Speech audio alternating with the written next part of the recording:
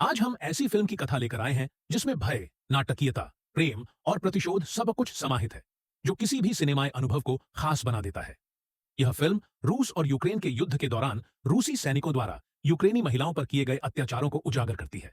कहानी का आगाज एक स्याह और सिहरन भरी रात से होता है, जहां एक घने जंगल में एक युवती अपनी जान बचाने के लिए भाग रही होती है।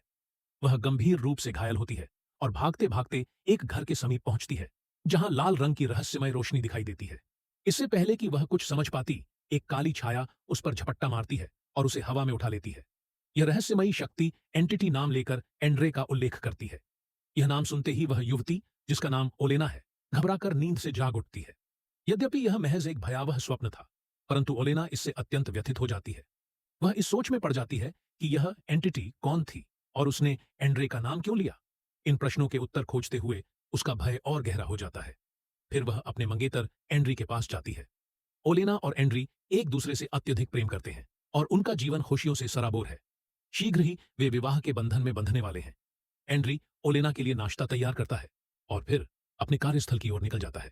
लेकिन ओलेना के मस्तिष्क में अब भी वही भयावह स्वप्न घूम रहा था। परेशान होकर वह अपनी आंटी येवतकिया को फोन करती है और अपने स्वप्न के बारे में बताती है। वह कहती है कि सपने में मृत्यु एंड्री को लेने आई थी। यह सुनकर येवतकिया चिंतित हो जाती है और कहती है, अब समय आ गया है कि तुम एंड्री को कहीं सुरक्षित भेज दो। कहां और कैसे भेजना है, यह तुम बेहतर जानती हो। इसके बाद हम ओलेना और एंड्री को साथ देखते हैं। वे बहुत प्रसन्न हैं, क्योंकि आज उनकी वर्षगांठ है। दोनों इसे मनाने के लिए एक छोटी सी पार्टी का आयोजन करते हैं और अपने दिल की बातें साझा करते हैं। लेकिन उनकी यह खुशी जल्द ही खौफनाक त्रासदी में बदल जाती है, क्योंकि यह वर्ष 2022 था, जब रूस ने यूक्रेन पर आक्रमण कर दिया। रूसी सैनिक यूक्रेन में प्रवेश कर स्थानीय अधिकारियों को बंधक बना लेते हैं। उनके कारण आम नागरिकों के भीतर भय व्याप्त हो जाता है और लोग अपने घरों में छिपने को मजबूर हो जाते हैं। इस स्थिति में ओलेना और एंड्री भी अपनी जान बचाने हेतु भागने का निर्णय लेते हैं, परंतु पूरे यूक्रेन पर रूसी सैनिकों का कब्जा था। ऐसे में ओलेना एंड्री से कहती है कि उन्हें आंटी येवतकिया के पास जाना चाहिए। येवतकिया का निवास शहर से दूर एक निर्जन जंगल के मध्य स्थित था, जो इतना सुरक्षित था कि विश्व युद्ध के दौरान भी वहां कोई सैनिक नहीं पहुंच पाया था। अतः ओलेना जिद करती है और एंड्री उसकी बात मान लेता है। वे अपनी गाड़ी में बैठकर वहां के लिए रवाना हो जाते हैं। रास्ते में कुछ रूसी सैनिक उनकी गाड़ी रोक लेते हैं और पूछताछ शुरू कर देते हैं। सैनिक गाड़ी की तलाशी भी लेते हैं। एंड्री संयम रखते हुए उनसे विनम्रता से बात करता है, लेकिन सैनिक ओलेना के साथ दुर्व्यवहार करने लगते हैं। एंड्री स्थिति को शांतिपूर्वक सुलझाना चाहता था, इसलिए वह क्रोध को भीतर ही दबाए रहता है। लेकिन सैनिक अपनी क्रूरता दिखाते हुए अपने चीफ से ओलेना को उनके हवाले करने की मांग करते हैं। चीफ उनकी बात मान लेता है और अनुमति मिलते ही सैनिक ओलेना को जबरदस्ती पकड़ने की कोशिश करते हैं। यह देख एंड्री का धैर्य टूट जाता है। वह गाड़ी से बंदूक निकालता है और सैनिकों पर गोलियों की बौछार कर देता है। इस हमले में एक सैनिक मारा जाता है और दूसरा बुरी तरह घायल हो जाता है। किसी तरह एंड्री और ओलेना वहां से बचकर भाग निकलते हैं और अंततः आंटी येवतकिया के घर पहुंचते हैं।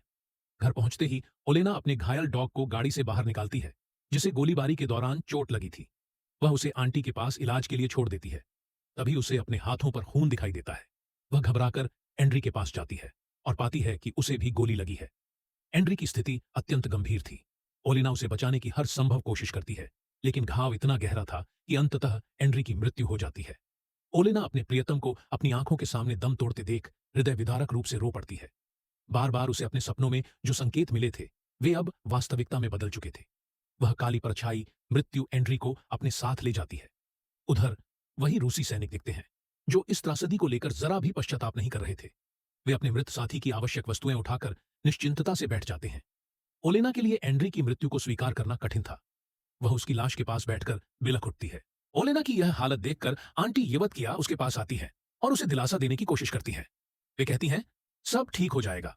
इस पर ओलेना रोते हुए जवाब देती है, मुझे कुछ भी ठीक नहीं चाहिए, बस मुझे एंड्री चाहिए। फिर ओलेना कहती है, मैंने कई जीवन जिए हैं, अनगिनत युद्ध देखे हैं, कई अपनों को खोया है, लेकिन एंड्री को खोने का दर्द सबसे असहनीय है। उसके साथ मैंने पहली बार एक आम लड़की की तरह प्यार को महसूस किया था, लेकिन वह खुशी भी मुझसे छीन ली गई। ओलेना अब ठान लेती है कि जिन लोगों की वजह से एंड्री की जान गई, उन्हें वह चैन से जीने नहीं देगी। वह कहती है, मैं उन्हें तड़पा तड़पा कर खत्म कर दूंगी। यह कहते हुए वह एक गुप्त चैम्बर में जाती है, जहां खतरनाक काले जादू और रहस्यमयी शक्तियों से जुड़ी चीजें रखी थीं। वह एक जादुई शीशे के सामने खड़ी होती है और धीरे धीरे अपने सभी कपड़े उतार देती है।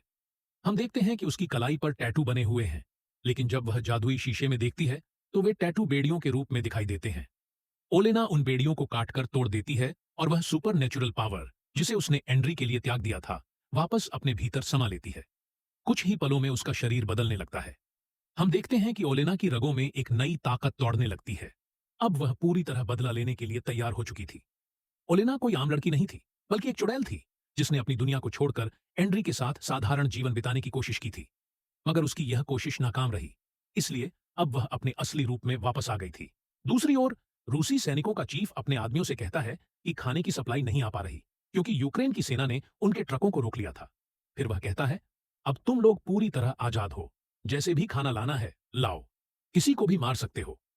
सैनिक यह सुनकर बहुत खुश होते हैं और खाने की तलाश में निकल पड़ते हैं। कुछ सैनिक एक घर में जाकर खाने की तलाश करने लगते हैं।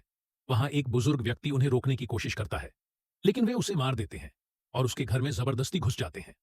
वहां उन्हें उसकी बेटी केटी दिखाई देती है। सैनिक उसे पकड़ने की कोशिश करते हैं, लेकिन केटी किसी तरह भागने में सफल होती है। हालांकि वह ज्यादा दूर नहीं जा पाती और सैनिक उसे बेहोश कर देते हैं। एक सैनिक मौके का फायदा उठाने की कोशिश करता है और केटी के साथ जबरदस्ती करने लगता है।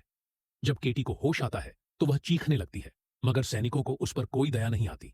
इसी दौरान कुछ अन्य सैनिक एक घर में घुसकर मस्ती में फायरिंग करने लगते हैं। जब एक महिला उन्हें रोकने की कोशिश करती है और कहती है, तुम इंसान हो, इंसानों जैसा बर्ताव करो, तो सैनिकों को गुस्सा आ जाता है और वे उसे गोली मार देते हैं। इसके बाद ये सैनिक एक कैंप में जाते हैं, जहां केटी को भी लाया जाता है ताकि अन्य सैनिकों का मनोरंजन किया जा सके। लेकिन तभी हम ओलेना को देखते हैं, जो एक रक्त रिचुअल कर रही थी। यह रिचुअल उस घायल सैनिक पर किया गया था जिसे एंड्री ने गोली मारी थी। इस अनुष्ठान के प्रभाव से उसकी तकलीफ बढ़ जाती है और वह दर्द से तड़पने लगता है।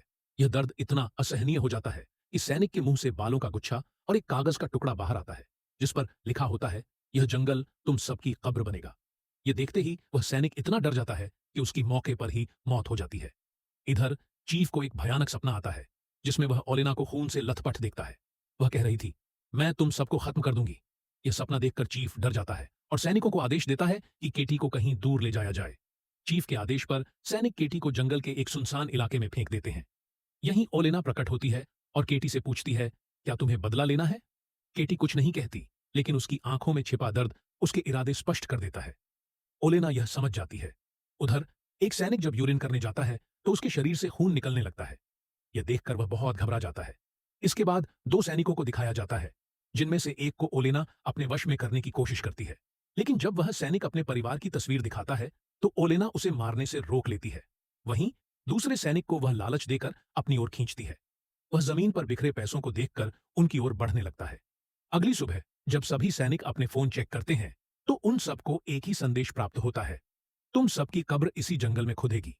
यह पढ़ते ही सभी सैनिकों के चेहरे पर भय छा जाता है, मगर चीफ इसे एक चाल मानता है और सैनिकों से कहता है कि वे इस पर ध्यान न दें। आगे की कहानी जानने के लिए कि पार्ट 2 का वेट करें।